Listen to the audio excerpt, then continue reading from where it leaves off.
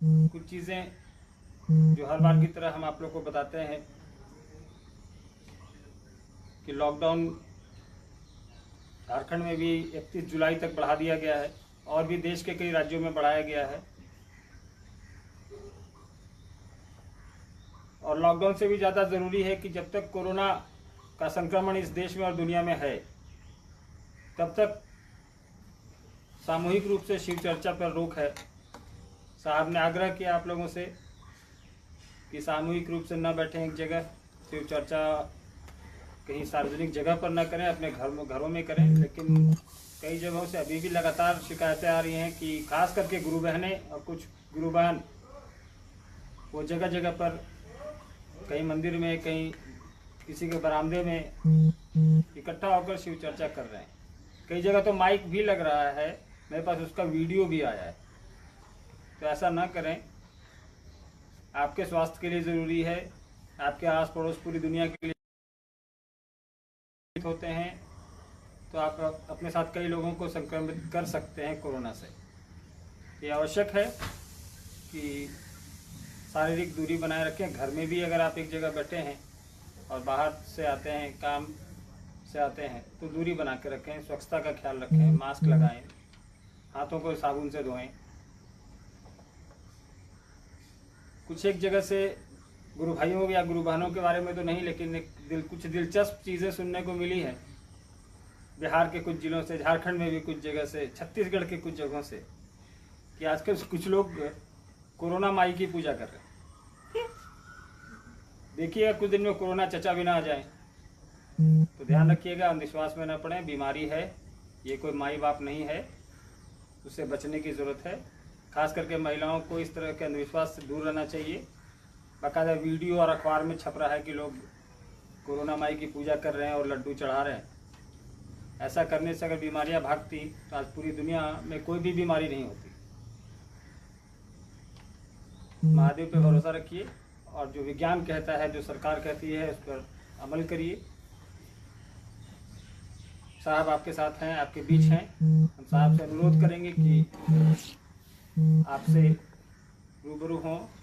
कुछ प्रश्न आए हैं, ज़्यादातर वैसे प्रश्न लिए गए हैं जो कल तक आए थे। अब दिक्कत ये है कि कुछ लोग आज ही प्रश्न भेजते हैं और उनका दबाव रहता है कि मेरा प्रश्न जिज्ञासा में रखा जाए। तो जिन लोगों का पूर्व में आता है उनको प्राथमिकता दी जाती है, या फिर कोई जो अगर बहुत ज़रूरी जिज्ञासा है तो उन लोग को लिया जाता है जो आए।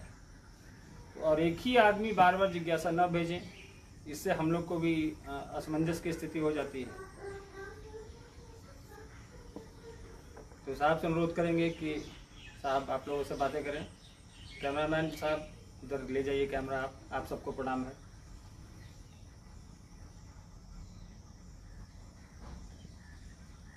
आप सबों को मेरा प्रणाम।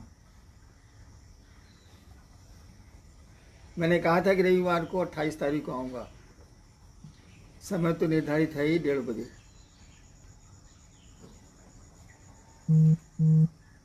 कोरोना से जंग जारी है, लड़ाई जारी है। अभी आप सभी को प्रणाम है। जैसा कि पूर्व में हम लोगों ने बताया था कि साहब श्री हरिनानंद जी आप लोगों के बीच 1:30 बजे फेसबुक पेज के माध्यम से आप लोगों से जुड़ेंगे। हमारे आपके बीच साहब हैं, अभी जल्दी ही आपसे मुखातिब होंगे, आपसे बातें करेंगे। लेकिन इस बात का ध्यान रखिएगा, विनती है आप लोग से हाथ जोड़ के कि सोशल डिस्टेंसिंग और प्रॉपर मास्क पहन के बैठिएगा। आप कोई प्रश्न हो तो नीचे लिख सकते हैं, प्रयास करेंगे हम लोग उसको पढ़ने का और साहब से उसकी जिज्ञासा का समाधान होने का। हमारे आपके बीच साहब हैं, हम लोग अब कैमरा उनकी तरफ कर रहे हैं। साहब आपसे कुछ बातें करेंगे और ध्यान रखिएगा कि जो बातें साहब ने कही उसको आत्मसात करिएगा और लोगों तक पहुंचाइएगा। इस लिंक को लोगों से शेयर करिए ताकि ज़्यादा से ज़्यादा लोग साहब की बातों को सुन सकें, समझ सकें और शिव को गुरु बनाने की दिशा में खुद अग्रसर हों और लोगों को भी इससे जोड़ने का प्रयास करें। तो मैं साहब की तरफ कैमरा घुमा रहा हूँ। आप लोग प्रयास करेंगे।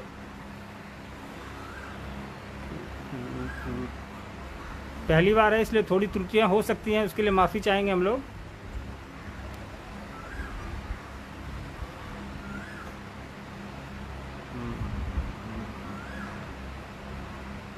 ये कहाँ से जाएगा?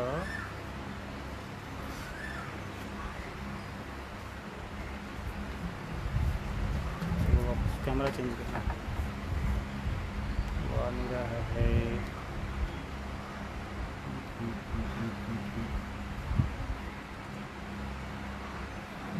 अभी हम लोग कर रहे हैं थोड़ा सा, हम लोग पहली बार कर रहे हैं इसीलिए थोड़ी सी समस्या हो रही है। आप लोग धैर्य बनाए रखें।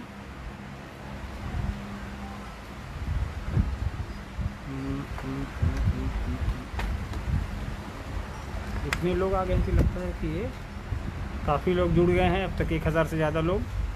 हम फिर भी प्रयास कर रहे हैं कि आप लोग तक साहब को इधर तस्वीर पहुंचाएं।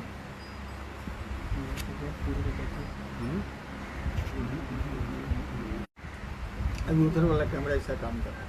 हाँ ये हो गया, आ गया जी। साहब आपके सामने हैं।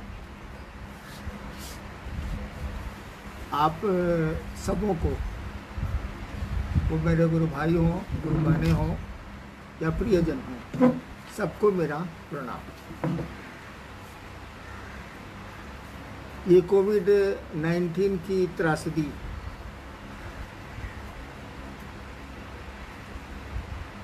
में हम सभी अभी हैं, लड़ रहे हैं, जूझ रहे हैं। जीतेंगे तो हम ही। केवल हमें सतर्कता की ज़रूरत है, भय की ज़रूरत नहीं है, डरना नहीं है। हमको आपको सतर्क रहना है। वो सोशल डिस्टेंसिंग हो, मास्क पहनना हो, भीड़ की जगहों में अनावश्यक नहीं जाना हो, टहलने वाली आदत छोड़नी होगी। अकेले टहलें तो टहलें, लेकिन लोगों के बीच उचित नहीं होगा। हम लोग शिव के शिष्य हैं, आप भी हैं।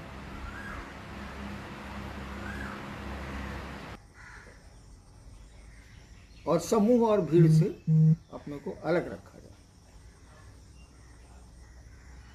पिछली बार भी मैंने कहा था कि लोग अब अनुरोध सुनते नहीं हैं। पता नहीं क्यों शिव चर्चाएं इतना महत्व रखती हैं कि महादेव उसके सामने ठिंगने हो गए, बौने। कोई कीमत महादेव की नहीं रह गई है। ये स्थिति है। 31 जुलाई तक चर्चा हम लोगों ने बंद की है, बंद रहेगी। आपको नियम तोड़ देने हैं, सरकार की बात नहीं माननी है, हम लोगों का अनुरोध नहीं मानना है, तब कोई क्या कर सकता है।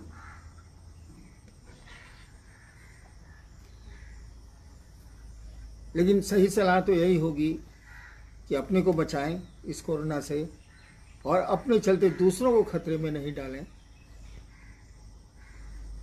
वो सोशल डिस्टेंसिंग और मास्क का उपयोग करें, बिना ज़रूरत के घर से नहीं निकलें। ये दोनों अनुरोध होगा ही, आप माने अथवा ना माने, कोई क्या कर सकता है। चलिए देखता हूँ क्या जिज्ञासाएं आई हैं। आपसे बात करने के लिए कोई विषय है नहीं, जिज्ञासा ही है। देखता हूँ। मैं अपने गुरु शिव को अपना शिष्य भाव लाख कोशिशों के बाद भी नहीं दे पाती हूँ। साहब ऐसा क्या करूँ कि मुझे लगे कि मैं अपने गुरु को अपना शिष्य भाव अर्पित कर पा रही हूँ। ये भेजी है बहन चंपा, पाकुड़, झारखंड। आपने जिज्ञासा सुनी। जिज्ञासा है कि मैं अपने गुरु को शिष्य भाव नहीं दे पा रही हूँ, क्या करूं कि शिष्य भाव दूं। शिष्य भाव है क्या? एक विचार है कि शिव मेरे गुरु हैं, मैं उनका शिष्य हूं। यही विचार जब घनीभूत होता है, प्रगाढ़ होता है, तो इसको भाव बोलते हैं। जैसे माँ का भाव, पिता का भाव, पुत्र का भाव, पत्नी का भाव, तो शिव की शिष्यता भी एक भाव है।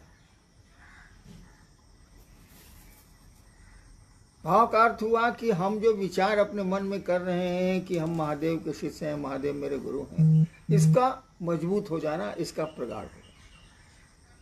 इसके लिए आपको 3 काम बताए गए, 3 सूत्र बताए गए। पहला कहा गया कि इस विचार को बार बार अपने मन में दोहराएं आप, बोलने से नहीं होगा, मन में दोहराएं आप कि हे शिव आप मेरे गुरु हैं, मुझ पर दया कर दीजिए।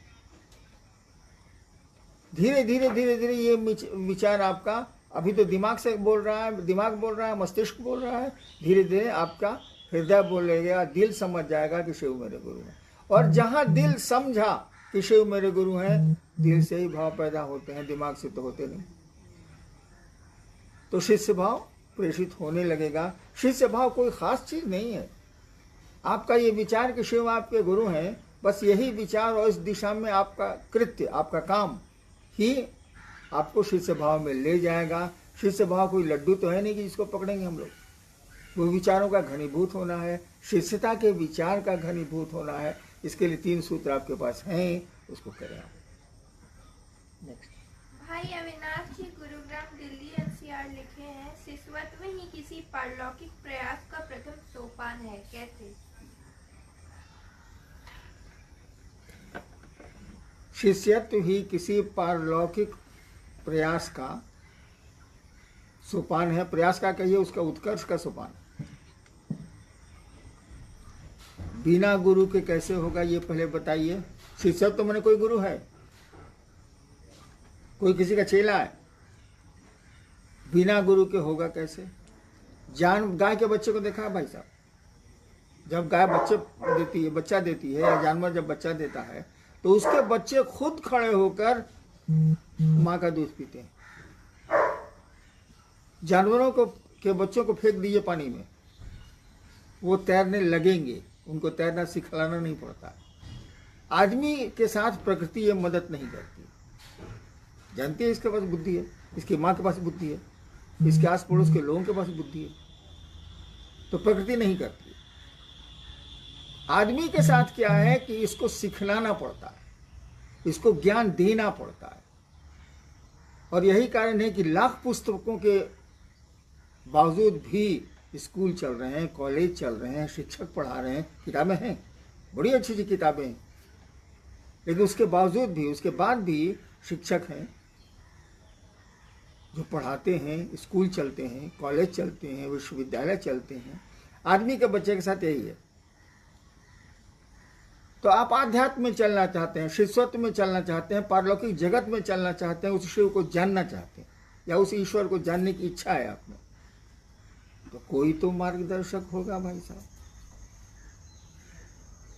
और मार्गदर्शक के प्रति, अगर मार्गदर्शक सही है तो उसके प्रति आपका लगाव भी होना चाहिए, आपको थोड़ा उस पर भरोसा भी होना चाहिए, थोड़ा विश्वास भी होना चाहिए, तभी चलेंगे आप। और सही गुरु अगर मिल गया, मान लीजिए शिव ही गुरु मिल गए, अब उनसे बड़ा तो कोई गुरु है नहीं। और मेरा अनुभव है कि वो जितना बढ़िया सिखलाते हैं, हमको तो आदमी नहीं मिला उतना बढ़िया सिखलाने वाला। बोलते भी नहीं है, आते भी नहीं है, तब भी सिखा देते हैं। जैसे बच्चा सयाना हो गया, साला कौन उसको सयाना करता है, कुछ पता नहीं चलता। ठीक उसी तरह से महादेव भी सिखला देते हैं गुरु के रूप में। और जब धन दे सकते हैं, वैभव दे सकते हैं, ऐश्वर्य दे सकते हैं, तो ज्ञान नहीं दे सकते, दे ही सकते हैं। तो पारलौकिक किसी उत्कर्ष का सोपान शिष्यता है, बशर्ते कि गुरु सही हो, सत्य गुरु हो, सदगुरु हो या शिव गुरु हो। पारलौकिक क्या, लौकिक का भी वही है, उत्कर्ष वही है।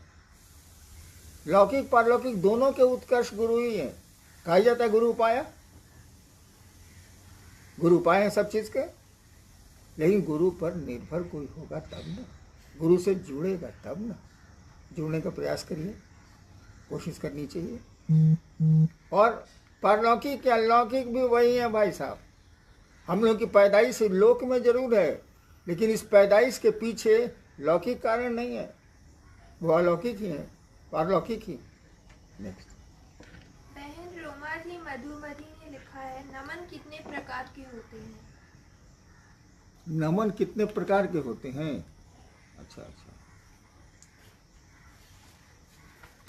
बहन जी मैंने किताबें तो पढ़ी नहीं है कि नमन कितने प्रकार के होते हैं।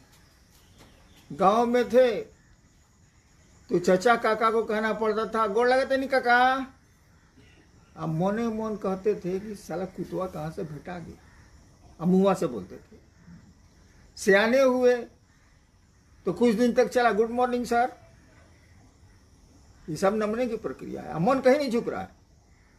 उसके बाद चला कुछ दिन तक हैंडशेक, बढ़े हाथ बढ़ाया, मन कहीं नहीं झुका, नमन हुआ ही नहीं। अब चल रहा है प्रणाम, उसका भी अर्थ होता है नमन ही। तो नमन कितने तरह का होता है ये तो आप ज्यादा अच्छा बता सकती हैं बहन जी, क्या कि आपकी जरूर शादी हुई होगी, सास को आंचल से जरूर आप गोड़ लगा होगा। हम लोग तो ये काम किया नहीं। नमन का मानी होता है मन का झुकना। अगर मन नहीं झुका किसी के सामने, इसका कोई अर्थ नहीं है नमन का। वो नमः शिवाय 1 करोड़ करें आप, कोई इसका अर्थ नहीं है।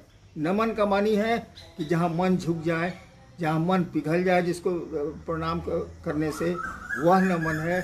नमन की नौटंकी तो 1 करोड़ है। भारतवर्ष की महिलाएं हमारे, हम तो सीमांत का मैं रहने वाला हूँ, देखता हूँ, अरे बाप रे बाप, ससुर को सास को जो आंचल से पोछ पोछ के गोड़ प्रणाम करती है, अब मने मन का सोचती है वो तो हमको मालूम है, आप भी जानती होंगी। तो नमन कितने प्रकार के होते हैं ये मुझको नहीं मालूम है, लेकिन नमन क्या होता है ये हमको मालूम है। भाई संदीप जी सुपौल निर्मली ने लिखा है, हम सभी अपने आप को शिव का शिष्य कहते हैं।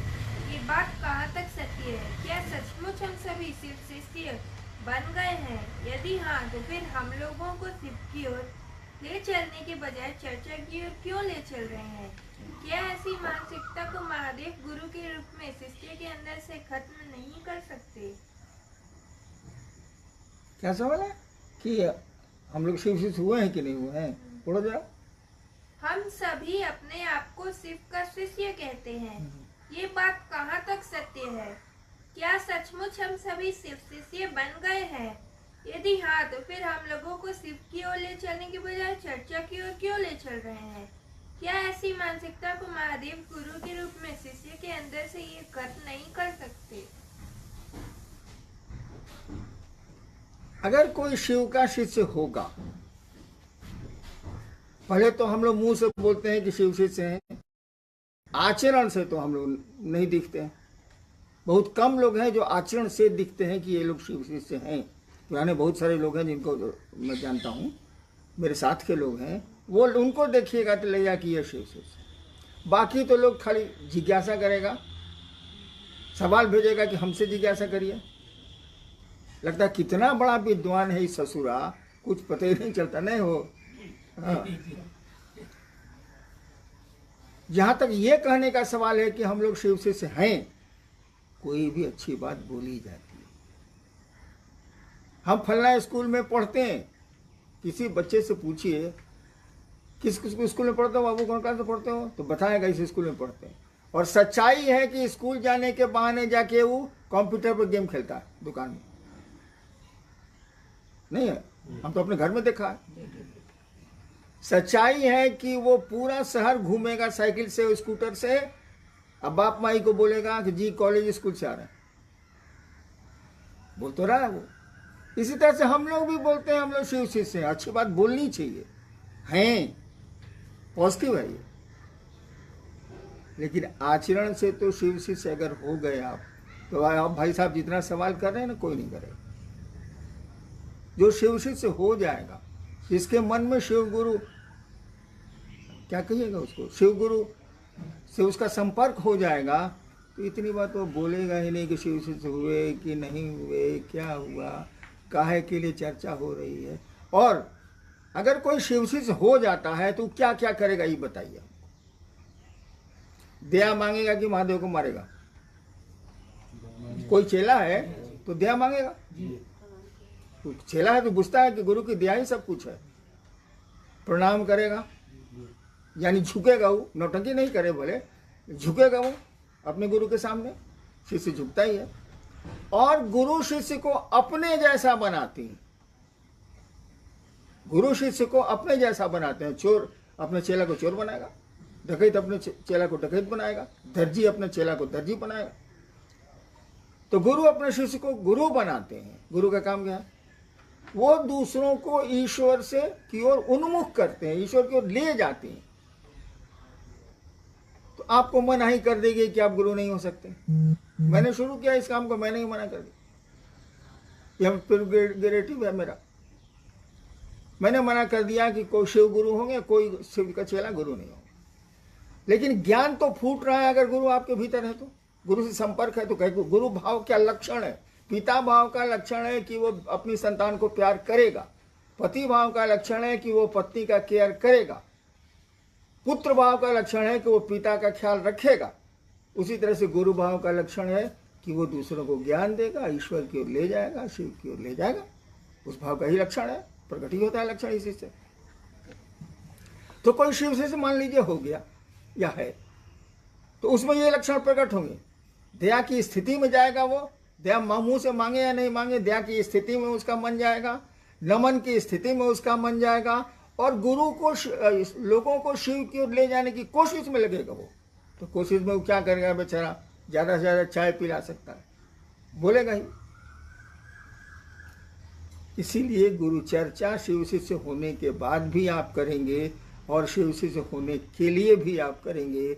साइकिल जो सीखी जाती है ना बाबू, गाड़ी जो चलाना सीखता है आदमी, चलाने सीखने के बाद भी वही प्रोसेस से गाड़ी चलती है। नहीं, जिस तरीके से आप गाड़ी चलाना सीख रहे हैं आज, गाड़ी जब चलाने लगेंगे आप अनायास, तभी वही तरीका रहेगा। अगर गड़बड़ तरीका से सीख जाएगा तो गाड़ी नहीं चलेगी। तो शिव शिष्य होने के लिए जो तरीके दिए गए, 3 सूत्र जो दिए गए हैं, शिव शिष्य होने के बाद भी वो तीनों सूत्र रहेंगे। उसके अलावा कोई आपके पास उपाय नहीं है। अंतर इतना ही होगा कि अभी सायास हो रहा है, कोशिश के साथ बात हो रही है, उस दिन अनायास हो जाएगा, खुद हो जाएगा। खुद ही मन शिव के सामने झुका रहेगा, खुद ही मन दया की स्थिति में आएगा, और खुद ही आदमी चाहेगा कि हे कोई महादेव की ओर चलता, कोई शिव को अपना गुरु मान लेता। खुद ही चाहेगा वो, उसके लिए कोशिश वो नहीं करेगा। कोशिश की जाती है पहले, साइकिल सीखने की कोशिश होती है पहले। जब कोई सीख जाता है तब क्या अंतर आता है? वो गप्पो कर रहा है आगे वाले से, अब साइकिल जा भी रही है बाजार में। नेक्स्ट। भाई किशोरी ही विराटनगर नेपाल ने लिखा है, मैंने भगवान शिव को अपना गुरु माना है, दिल से माना है, लेकिन मेरा कर्म, मेरी बोली और व्यवहार से ऐसा नहीं लगता कि मैं शिव का शिष्य हूँ। फिर मैं कैसे शिव का शिष्य बनूं? दिल से मान लीजिएगा ना भाई साहब, ये बोली महक दिल से मानते हैं। महादेव पर हमको जितना भरोसा है ना, साले किसी पर नहीं है, उसको 1 पैसा भरोसा नहीं, बोलता है वो। अगर दिल से मान लीजिएगा ना, तो भाव पैदा होते हैं, दिल से भाव पैदा होते हैं, विचार तो दिल से होता नहीं। ये भाव ही बता देगा कि आप दिल से महादेव को मानते हैं और आप उनके शिष्य हैं। आपका आचरण ही बता देगा। अगर आचरण अगर कोई भाव से अलग है, इसका माने भाव नहीं है, आप भ्रम पाल रहे हैं। इस भ्रम से निकलिए, तीनों सूत्र करिए, शिव के शिष्य बनिए। भाई सुनील जी कोलकाता पश्चिम बंगाल से लिखे हैं, साहब श्री एक बार चर्चा में आपने कहा था कि नमः शिवाय शिव के चित्त में फेंक सकता है या नहीं सकता। इस पंक्ति का क्या भावार्थ है? क्या नमः शिवाय से हमारा मन शिव के क्षेत्र तक ही पहुंच सकता है? भाई नमः शिवाय की जो स्थिति है, वो नमः शिवाय शब्द की स्थिति नहीं है। नमः शिवाय शब्द यानी शिव को प्रणाम शब्द आपको तभी तक काम करेंगे जब तक आकाश तत्व है। 5 तत्वों में शब्द तन मात्रा आकाश तत्व की है, शब्द वहीं तक काम करेंगे। वह शिव, वह परमात्मा आकाश तत्व से बहुत ऊपर है, भगवती ही ऊपर है, तो शिव कैसे नहीं होंगे? ऊपर है। तो नमः शिवाय काम वहां नहीं करेगा, लेकिन नमन तो काम करेगा ना भैया। मन का झुकना तो काम करेगा। वो भाव स्थिति तो काम करेगी, नमः शिवाय शब्द नहीं काम करेगा। यही मैंने कहा हो। नेक्स्ट। बहन आशा सूरत गुजरात लिखी है, साधु और संत में क्या अंतर है? कोई अंतर नहीं, एक ही चीज है। साधु और संत में कोई अंतर नहीं। अब उतना मीन मिख निकालेंगे तब तो हुआ। थोड़ा अंतर है, लेकिन सामान्यतः कोई अंतर नहीं। बहन चांदनी पटना बिहार ने लिखा है, साहब आपने कहा था शिव के प्रति आकर्षण तो नहीं लगता है, पर चर्चा के प्रति इतना आकर्षण क्यों है? चर्चा के प्रति आकर्षण के बहुत से कारण हैं, पर शिव के प्रति आकर्षण मुझे कैसे होगा? वही 3 सूत्र करने होंगे। हुआ क्या है ना, कि इधर चर्चा का आकर्षण इतना बड़ा है कि शिव का कोई वैल्यू ही नहीं रह गया। और जब शिव की कीमत नहीं है तो शिव से कहां से आए? तो चर्चा की इतनी कीमत बढ़ी है, इतनी कीमत बढ़ी है कि शिव उसके सामने डिवैल्यूड हो गए हैं। कोई उनकी कीमत नहीं रह गई है शिव शिष्यों के सामने। सबकी बात में नहीं कर रहा। भाई विनोद जी गैंगटॉक सिक्किम लिखे हैं, मैं जब दूसरों को शिव के गुरु स्वरूप से जोड़ना चाहता हूँ, उस समय मेरा मन डरा रहता है कि ये आदमी पता नहीं क्या सवाल करेगा। डरा हुआ मन उस व्यक्ति को कैसे समझा पाएगा? अरे बेवकूफ, डरा हुआ मन दया मांगेगा ना। हम डर जाएंगे तो किससे मदद मांगेंगे? अब वहां कोई मदद करने वाला नहीं है तो अपने गुरु से मांगेंगे। जब उनसे मदद मांगेंगे तो काम ठीक हो जाएगा, आपका उद्देश्य पूरा हो जाएगा। आप भले डरे रहिए, क्योंकि भय में ही आदमी मदद मांगता है। शमशान में क्या होता है? वहाँ भय वृत्ति जागृत हो जाती है।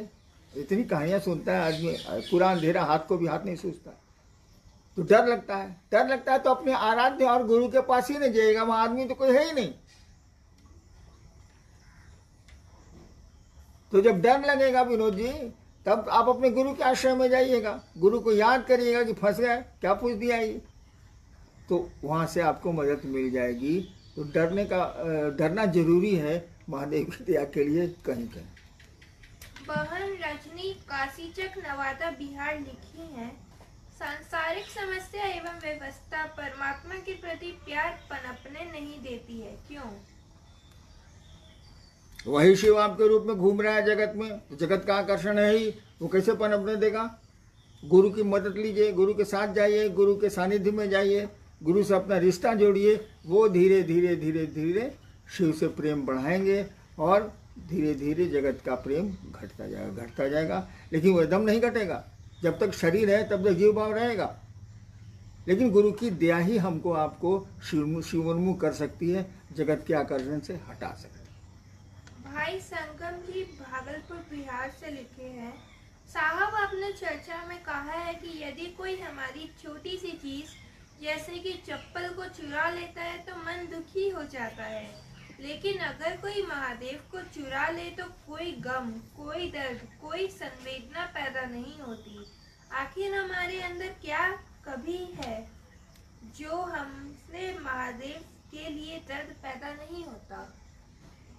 ऐसा नहीं है कि आप महादेव की तस्वीर को चुरा ले तो दर्द नहीं पैदा होगा, पकड़ के मारबे करेंगे, ऐसा नहीं है। लेकिन हाँ, जो चप्पल के प्रति आकर्षण है वह शिव के प्रति हो जाए, उतना भी हो जाए तो सर फिर किसी चीज की जरूरत नहीं। टुटला ही चप्पल जो अगले महीने की तनख्वाह में बदली जाएगी, वो अगर कुत्ता काट लिया अंतिम महीने के दिन में, किसी का कुत्ता काट लिया हो, आपका मन घुर हो जाए। अरे 2 दिन के बाद उसको नया फेंक के नई चप्पल अपने ले वाले। लेकिन इतना भी आकर्षण, इतनी भी परवाह शिव के प्रति कहाँ है? वो गुरु दया से ही होगी बाबू, कोई उपाय नहीं। 3 सूत्र करते चलिए, आगे बढ़ते चलिए। भाई डब्ल्यू जी नवादा से लिखे हैं, धरा पर 3 शक्तियों से सारी सृष्टि संचालित होती भाई है, तो इच्छा शक्ति क्या है और इसे कौन संचालित करता है? इच्छावान। इच्छा शक्ति इच्छावान की है, शक्ति शक्तिमान की है। इच्छा को ही शक्ति बोलते हैं। उस शिव ने इच्छा की, जगत बना। कहा ही जाता है इच्छा मात्र प्रभु सृष्टि। ये पूरी सृष्टि उस परमात्मा की इच्छा है। आपकी इच्छा से भी बना है भाई साहब। आपने घर अगर बनाया होगा तो पहले आपकी इच्छा हुई होगी, तब ज्ञान लिया होगा, इंजीनियर ये वो से। और खाली ज्ञान लेने से, इच्छा करने से मकान नहीं बनेगा, तब क्रिया करनी पड़ेगी। सीमेंट लाओ, छड़ लाओ, ये लाओ, वो लाओ, बनवाओ। यानी इच्छा, ज्ञान, क्रिया तीनों क्या होना ही होना है, वो त्रिभुज बनना ही बनना है। सृष्टि में भी हम लोग भी जितना आदमी जितना बनाया है, सब उसके पीछे इच्छा ज्ञान क्रिया। शिव ने भी जो बनाया है उसके पीछे इच्छा ज्ञान क्रिया है। अंतर यही है कि यहाँ भी इच्छा, जगत की इच्छा करने के चलते वही परमात्मा है, और जगत से शिव की ओर जाने में वही परमात्मा है। इसीलिए त्रिभुज का दोनों केंद्र बिंदु एक ही परमात्मा। लेकिन दोनों दो त्रिभुज हैं, एक ऊर्ध्वमुखी है जो जीव शिव की ओर जा रहा है, एक अधोमुखी है जिसमें शिव जीव की ओर आ रहा है। लेकिन केंद्र बिंदु दोनों का एक ही है, दोनों का शिव ही है, दो केंद्र बिंदु नहीं है, केंद्र बिंदु एक ही है। भाई सुनील मौर्य जी कल्याण महाराज से लिखे हैं, जब साहब के कहने से महादेव को अपना गुरु बनाए और सिर्फ शिष्य बने, तो आपके द्वारा दिए 3 सूत्र को करना भी अनिवार्य है या नहीं? अनिवार्य तो नहीं है भाई। हमने शिव को गुरु माना था तो कौन से सूत्र थे मेरे पास? एक विवशता थी, एक लाचारी थी, एक शौक भी था कि सब गुरु को छोड़ दिया, तब महादेव गुरु मानेंगे, वैसे जानते हैं कि कुछ नहीं मिलेगा, तो खड़े रह गए। तो स्कूल में खड़े भी रहिएगा तो मास्टरवा पढ़ाई देता है, अब स्कूल से भाग जाएंगे तो मास्टरवा क्या करेगा? अनिवार्य नहीं है तीनों सूत्र। अगर किसी के मन में शिव शिष्यता का अस्थाई जमाकड़ा हो जाए, अस्थाई रूप से जम जाए शिव शिष्यता, तीनों सूत्र किसी की जरूरत नहीं है। लेकिन जैसे जैसे शिव शिष्य बनना शुरू होगा वो, जैसे जैसे शिव शिष्य होना शुरू होगा वो, फिर तीनों सूत्रों पर घूमेगा वो। उसको नहीं मालूम है कि 3 सूत्र क्या होते हैं।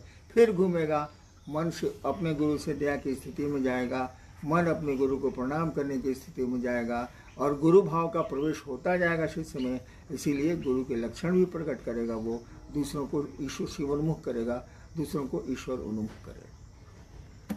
भाई गिरिवर जी सहरसा से लिखे हैं, गुरु शिव और परमात्मा शिव में क्या अंतर है? गुरु शिव में और परमात्मा शिव, परमात्मा के रूप में वो सबके साथ है बाबू। वो गाय भी है, बाघ भी है, मुर्गी भी है। गिरवर जी जैसे आप मुर्गी खाते हैं ना, वो खा जाता है, परमात्मा है। लेकिन ईश्वर के रूप में वो समभाव में है, सबके साथ है। पर गुरु के रूप में वो समभाव में नहीं हो सकता है, उसको शिष्य से जुड़ना पड़ता है, सापेक्ष हो जाता है वो। ईश्वर निरपेक्ष होते हैं और गुरु सापेक्ष होते हैं, जबकि एक ही सत्ता है दोनों।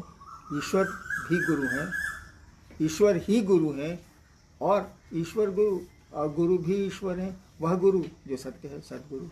नेक्स्ट चलिए, अब कब आएंगे हमको नहीं मालूम, आपको खबर जाएगी। सुना कि बहुत लोगों ने कहा कि व्यूअर कम है, कम लोग सुनते हैं, इसीलिए साहब अब हम लोग के बीच नहीं आना चाहते। कुछ लोग बोल रहे थे। एक बात जान लीजिए भाई साहब, शिव शिष्यता मैंने अकेले शुरू की। पहला महोत्सव हमने 91 में किया तो 13 आदमी थे। भीड़ मुझको कभी पसंद नहीं। लेकिन एक बात बताइए, आप रखे हैं अनाज किसी को खिलाने के लिए और कोई लेने को ही तैयार नहीं हो, तो अनाज सड़ेगा कि नहीं? दान का नियम ही है, वो ज्ञान दान हो या धन का दान हो, दान का नियम ये ग्रहिता होना चाहिए, लेने वाला होना चाहिए, अन्यथा उसको कोई कीमत ही नहीं। मैं बकर बकर करूं, करता ही हूं, अभी 7 दिन में कर रहा हूं।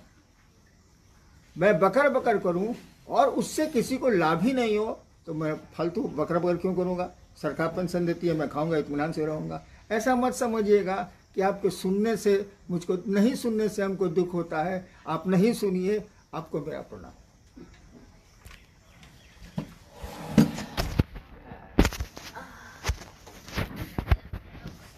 हाँ, दान देने कोई लेने वाला नहीं है। मेरे साथ कठिनाई है कि मैं आपको देख नहीं रहा, आप मुझको देख रहे हैं।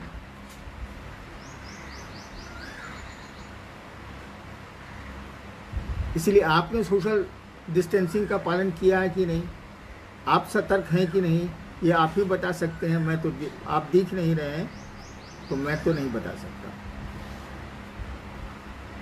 जब से ये सूचना दी गई है कि मैं कैमरे पे आऊँगा, फेसबुक लाइव में आऊँगा, तब से बहुत सारी जिज्ञासाएं मोबाइल पर मैसेज के रूप में आई हैं। उतनी जिज्ञासाओं का उत्तर तो संभव ही नहीं। कुछ जिज्ञासाओं को यथासंभव हम लोग उत्तरित करने का प्रयास करेंगे,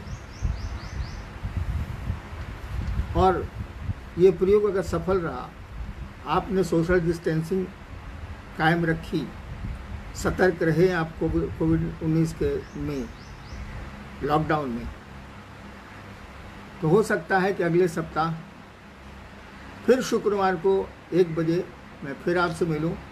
और अगर आपने नहीं किया तो ये भी बंद होने के कगार पर होगा। आइए देखते हैं आपने क्या जिज्ञासाएं भेजी हैं। पढ़िए। जी, सबसे पहले तो ये है कि साहब आप कैसे हैं। ये सब कोई जानना चाहता है कि साहब अभी कैसे हैं, स्वस्थ हैं कि नहीं, और हम लोग के लिए उनके तरफ से क्या निर्देश है, क्या मैसेज है। मैं स्वस्थ हूँ। अब उम्र का पड़ाव जो कह लीजिए, मैं स्वस्थ हूँ। लेकिन मैं जानना चाहता हूँ कि आप तो स्वस्थ हैं ना। अब तक जो मुझको सूचनाएं मिली हैं क्षेत्रों से, आप स्वस्थ हैं। हम तो स्वस्थ हैं, लेकिन अस्वस्थों की मदद करना भी हमारा काम है। हमने तो पेट भर लिए हैं, लेकिन दूसरे भी खाएं, भोजन करें, इसकी भी जिम्मेवारी हमको आपको लेनी होगी। मनुष्य पैदा तो अकेले होता है, लेकिन जीता है इस समाज में, और सामाजिक दायित्व उसके होते हैं। इसलिए हम लोगों को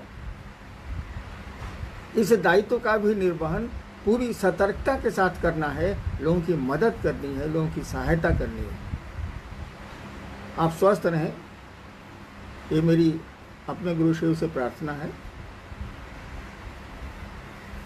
और एक बात जान लीजिए, आप देखेंगे शिव के बारे में कि कथा है कि उन्होंने विषपान किया।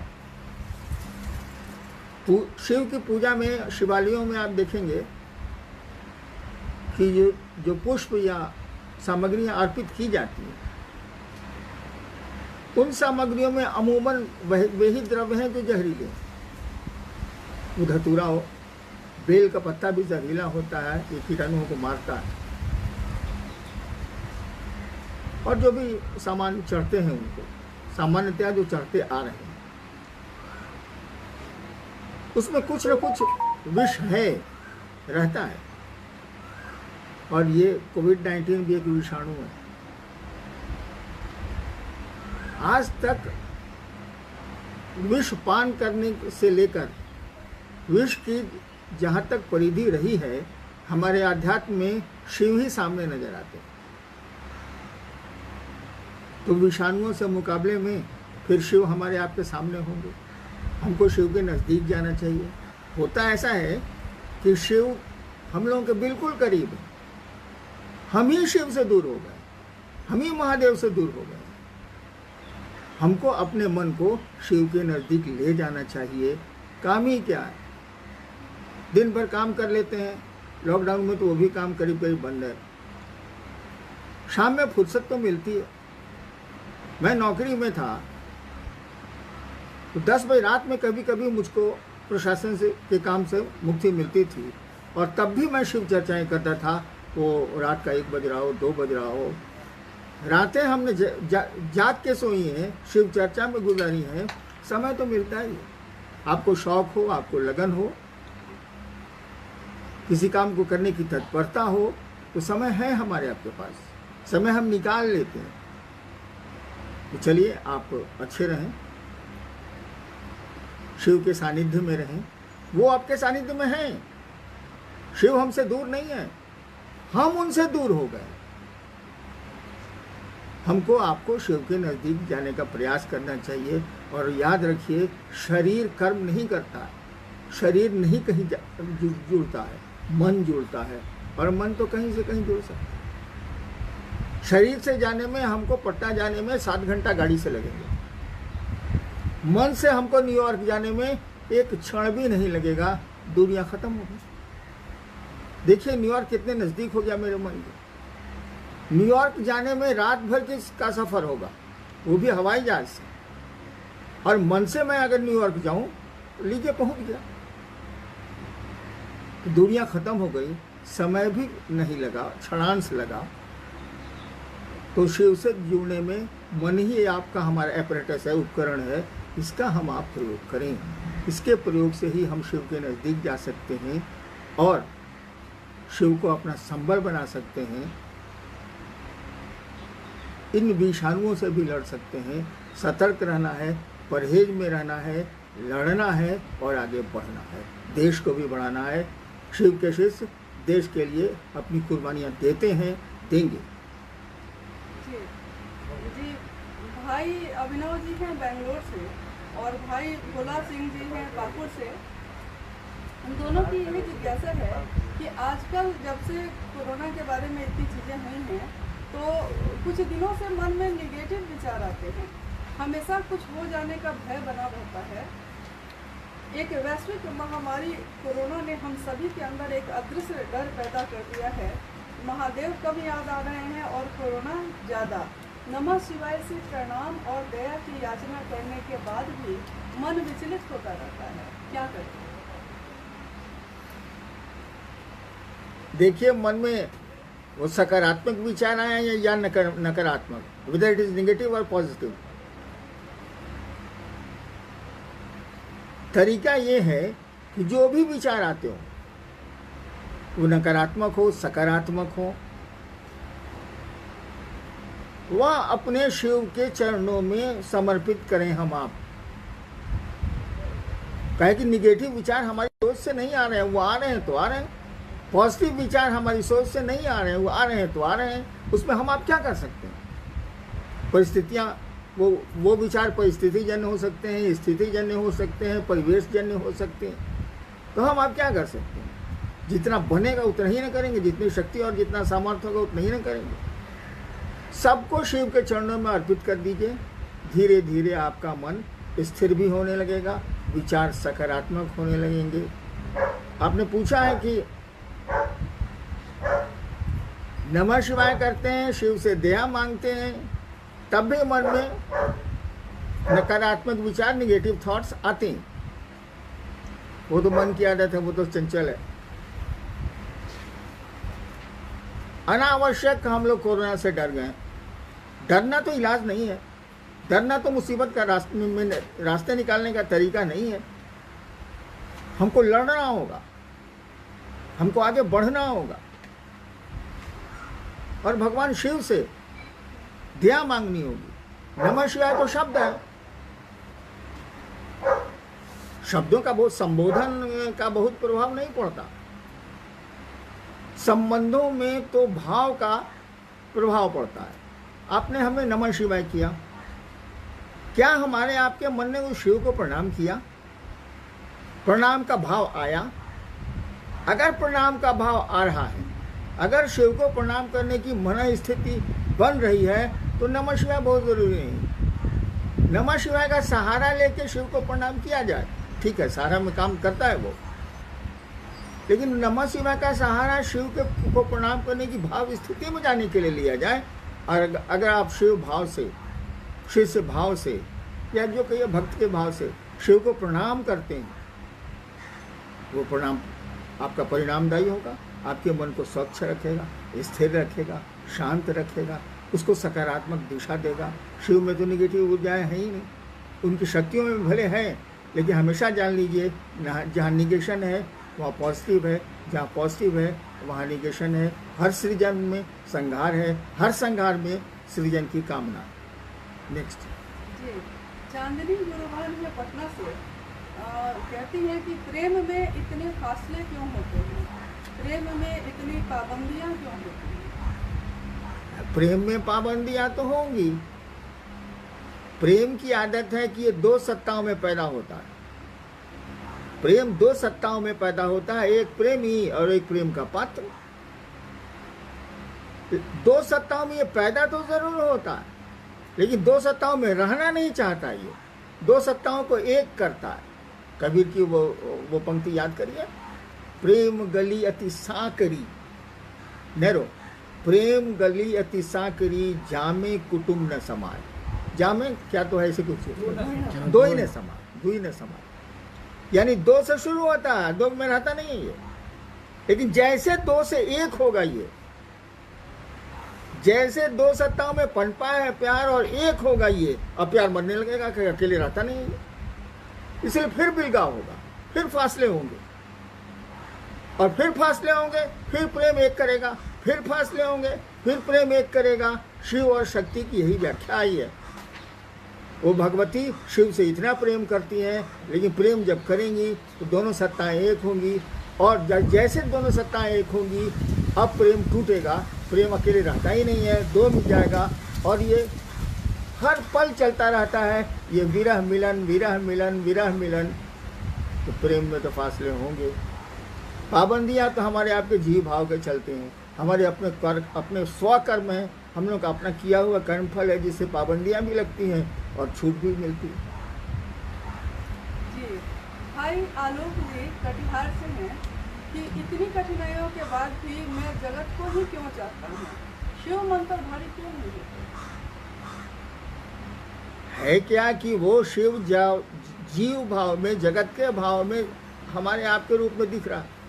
वही शिव जब जीव भाव में आता है, सृष्टि की इच्छा करता है, तो जगत और जीव सृष्टि होता है।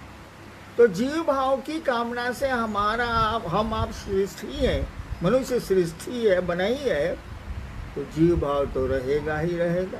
वो तो बाई बर्थ है, प्रेम भी बाई बर्थ है, लेकिन जगत से जीव भाव रहेगा ही रहेगा। और जब जीव भाव रहेगा तो सोच में भी जगत होगा।